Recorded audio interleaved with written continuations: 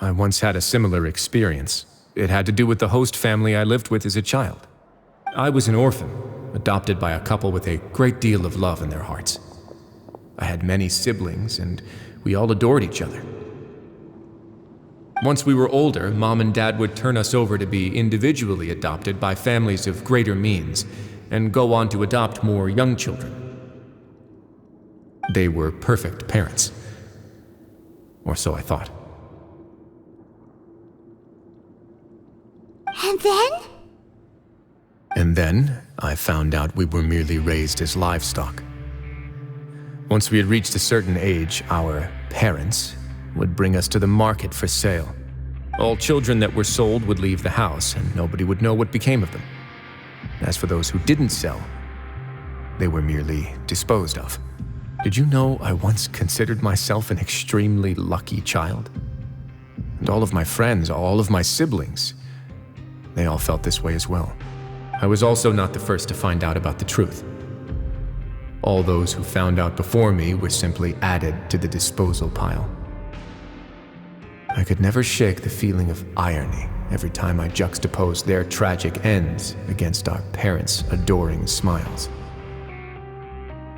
Yes, like the society, my parents created a facade of joy, lied to satiate their desires, and even employed incredibly cruel methods to keep their grasp on power. They did all of that, but never considered how their actions would utterly ruin all the children they took under their wing. Worse, perhaps they never cared about that at all. But I did. So in the end, I killed them and set all of the remaining children free. I was convicted for my crimes and exiled to the fortress of Meripede. My methods were extreme, yes, but I was still a teenager at the time. I'd been betrayed by those I trusted most, and I didn't think that more moderate ways would solve the problem. My doubt and helpless anger pushed me forward until I got what I deserved. It's all right.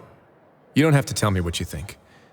I've already committed to this path, regardless of what anyone may say about it. The least I can do is to make sure that the same tragedy will not happen again in my new home. Sorry to disturb you, everyone.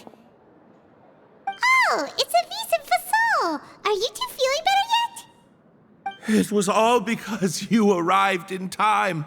I managed to escape unscathed.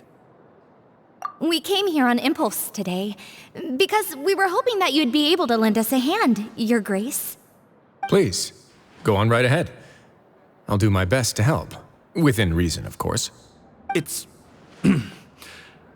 I'd like to be wedded to Avis here at the fortress. You're getting married? Yeah, we met each other through the society and both fell into Dugier's trap. But even during our time there, we never doubted each other. We always believed that Dugier was manipulating us, trying to make us mistrust each other. And after this incident, we've come to believe that we've found the one for the rest of our lives. You could say we managed to make the best out of a bad situation. He didn't abandon me, and I didn't forsake him either.